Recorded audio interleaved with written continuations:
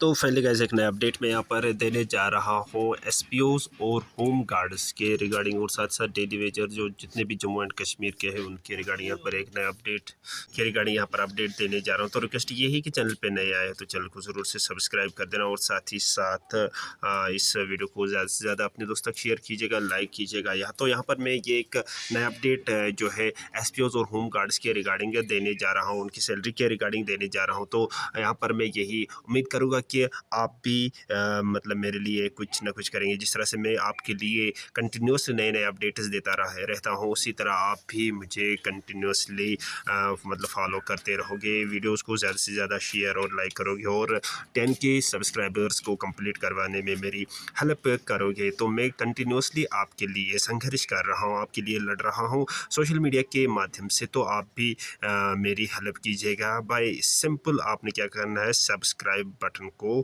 दबाना है और आपको कंटिन्यूसली नए नए अपडेट्स फिर मिलेंगे। तो यहाँ पर मैं रिक्वेस्ट यही करूँगा, प्लीज़ चैनल को ज़रूर से सब्सक्राइब कर देना। तो अभी का नया अपडेट यहाँ पर एसपीओज और होम गार्ड्स के रिगार्डिंग देने जा रहा हूँ। जम्मू एंड कश्मीर के जितने भी डेली वेजर्स हैं उनके साथ इंसाफ होना चाहिए, चाहे वो किसी भी महकमे से ताल्लुक़ रखते हो। तो अभी का नया अपडेट यहाँ पर आपके लिए ये रहा। मैं जम्मू कश्मीर पुलिस में जो एसपीओज काम कर रहे हैं वो किस दौर से, किस मायूसी से, किस तनाव, स्ट्रेस, टेंशन से गुजर रहे हैं, मैं जम्मू कश्मीर के पुलिस में एसपीओज की बात कर रहा हूं और साथ में होम गार्ड्स की भी बात का खुलासा करूंगा।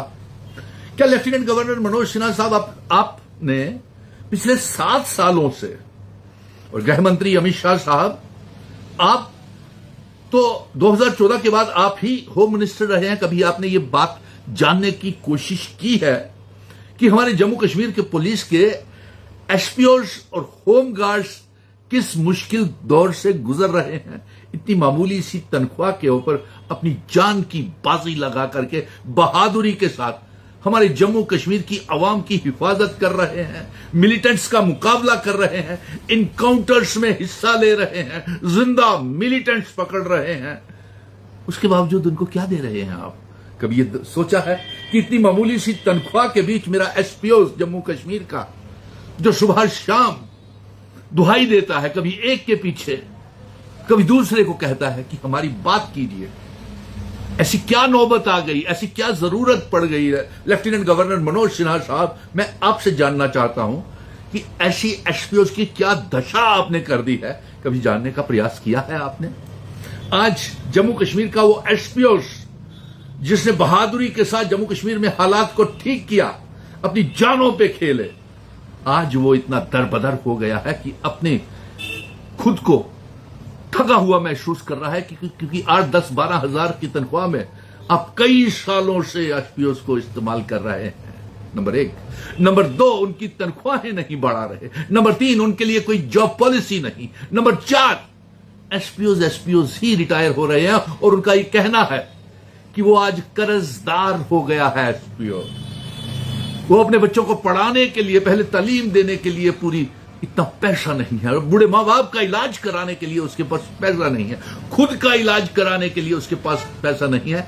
कई एसपीओ खुद कैंसर, हार्ट मरीज हैं, अलग अलग बड़ी बीमारियों के शिकार हो गए आपकी सेवा करते हुए, मिलिटेंट्स का मुकाबला करते हुए।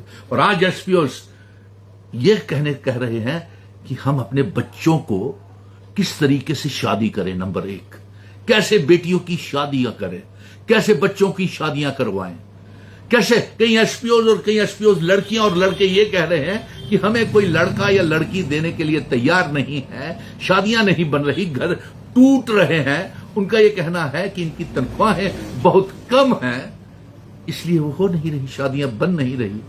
और आज वो अपने बच्चों को भी शादियां नहीं करवा पा रहे, बूढ़े माँ बाप का इलाज तक नहीं करवा पा रहे। कई बूढ़े माँ बाप हार्ट मरीज है, कैंसर मरीज है, किडनी की प्रॉब्लम है, हार्ट की प्रॉब्लम है, इस्तेमा की प्रॉब्लम है, आंखों के मरीज है।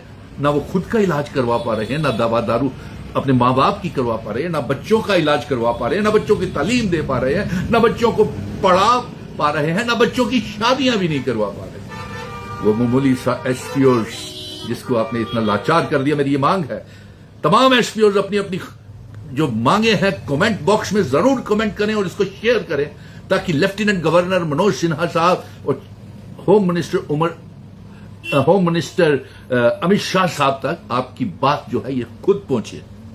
मैं ये बात कहना नहीं चाहता था, लेकिन अफसोस आज फॉलोअर्स को आपने, जिन्होंने जिंदा मिलिटेंट्स पकड़े, आईटीआई कॉलेज, स्पोर्ट्स कोटा कितने भर्ती किया आपने, कितने रेगुलराइज किए, एसपीओ ही रिटायर हो जाएंगे, वो घर क्या लेकर के जाएंगे। आज एसपीओ एक ओवर एज हो गया, आपको आपकी खिदमत करते हुए, जम्मू कश्मीर पुलिस की खिदमत करते हुए, आज उनकी फाइलें पूरी कंप्लीट बनी हुई पुलिस के डिपार्टमेंट्स में पड़ी हुई है, लेकिन कोई गौर ही नहीं कर रहा, उनको पका ही नहीं कर पा। कभी आपने पूछा कि एसपीओ किस दिशा से काम कर रहे हैं? एलजी मनोज सिन्हा साहब, ये आपकी जिम्मेवारी थी। 2700 रुपए में होम गार्ड्स काम कर रहे हैं, कभी आपने पूछा? वर्दियों तक के लिए पैसे नहीं, उनको तनख्वाहें तो एसपीओ को समय के ऊपर मिलती ही नहीं, शायद अभी भी तनख्वाहें उनकी बकाया होंगी। बहुत से इलाकों से टेलीफोन कॉल्स आ रहे हैं कि उनको तनख्वाह नहीं मिली है। कई जिलों में, दूर दराज के इलाकों में बैठे हुए एसपीओ को कोई तनख्वाह नहीं मिल रही, और उनका यह इल्जाम है कि हमें इस्तेमाल किया जाता है टिश्यू पेपर की तरह, और उसके बाद फेंक दिया जाता है। ये कौन सा तरीका है? यही हाल फायर एंड इमरजेंसीज जो आपके डिपार्टमेंट आपके पास है, उसमें रिस्क अलाउंस नहीं, फॉरवर्ड अलाउंस नहीं, जान पे खेल करके आग को बुझाते हैं, लेकिन बदले में उनको क्या मिलता है? कुछ नहीं मिलता।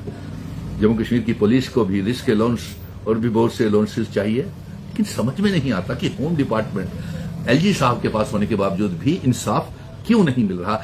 होम डिपार्टमेंट अमित शाह साहब के पास होने के बावजूद भी SPO, fire and emergencies, home guards को, ये नहीं है कि आपको जानकारी नहीं है, ये नहीं है कि आपको इनकी रिप्रेजेंटेशंस मालूम नहीं है, लेकिन उसके बावजूद अगर मालूम है तो काम क्यों नहीं हो रहा? आज इतना बेबस, लाचार, मायूस, तनाव, स्ट्रेस, टेंशन में हमारा एसपीओ। तो ये अभी का नया अपडेट था एसपीओस के रिगार्डिंग और होम गार्ड्स के रिगार्डिंग, जो जितने भी जम्मू एंड कश्मीर के हैं उनके लिए ये एक नया अपडेट देखने को मिला है। तो यहाँ पर मैं सरकार से रिक्वेस्ट करूँगा कि जितने भी जम्मू एंड कश्मीर के एसपीओस हैं या होम गार्ड्स हैं, वो किस तरह से हमारे कश्मीर को आबाद रखने के लिए कितना ज़्यादा टफ काम कर रहे हैं और किस तरह से उनको कम सैलरी मिल रही है। तो रिक्वेस्ट करता हूँ एलजी साहब और सीएम साहब से कि प्लीज़ इनकी सैलरी के रिगार्डिंग कुछ ना कुछ कीजिएगा, इनकी सैलरी को इंक्रीज़ किया जाए, और ताकि ये भी अपनी फैमिली वगैरह आराम से देख पाएंगे, अपने बच्चों का भविष्य बना पाएंगे, अपने बच्चों को अच्छी तरह से पढ़ा लिखाएंगे। तो इस तरह से यहाँ पर मैं आपसे रिक्वेस्ट करता हूँ सरकार से कि प्लीज़ जम्मू एंड कश्मीर के जितने भी डेली वेजर्स है, एसपीओज़ हैं, होम गार्ड्स हैं, तो इनकी ज़रूर से ज़रूर इनके लिए कुछ ना कुछ सोचें, इनकी सैलरी को इंक्रीज़ किया जाए, इनको रेगुलराइज किया जाए, और बाकी जो राहतें बाकी पक्के मुलाजमिन को मिलती है वही राहतें, उसी प्रकार की राहतें इन एसपीओज़ भाई बहनों और होम गार्ड्स को मिल पाए। तो रिक्वेस्ट करता हूँ सरकार से। तो इसी तरह से बाकी जो डेली वेजर्स हैं उनके साथ भी इसी तरह का रियायत होनी चाहिए कि इनकी सैलरी भी इंक्रीज़ होनी चाहिए, ताकि ये भी अपनी ज़िंदगी आराम से जी पाएंगे और जम्मू एंड कश्मीर का निज़ाम अच्छा बनाने में इनका मतलब अगर इनकी सैलरी अच्छी होती तो उसी प्रकार से ये जम्मू एंड कश्मीर का निज़ाम भी संभाल पाते। तो अगर हम देखेंगे जितने जो भी मुलाजिम जितने छोटे पोस्ट पे होता है उसको उसी प्रकार का काम होता है, तो जो जितना बड़े पोस्ट पे ओहदे पे फाइज होता है तो उसी प्रकार से उसका जो काम होता है वो उतना संघर्ष वाला नहीं होता है। तो रिक्वेस्ट करता हूँ सरकार से इनकी सैलरी इंक्रीज़ किया जाए और इनको रेगुलराइज किया जाए। बाकी कंटिन्यूसली एक मैसेज आते हैं इनबॉक्स में, कमेंट करता है, तो उस कमेंट को हम देखते हैं पहले यहाँ पर। बाकी अगर वीडियो पसंद आया होगा लाइक शेयर ज़रूर कीजिएगा। मिलते हैं नेक्स्ट वीडियो में, तब तक के लिए thank you very much. Have a nice day. 10 के फॉलोअर्स कंप्लीट करवाने में मेरी हेल्प कीजिएगा। Thank you very much.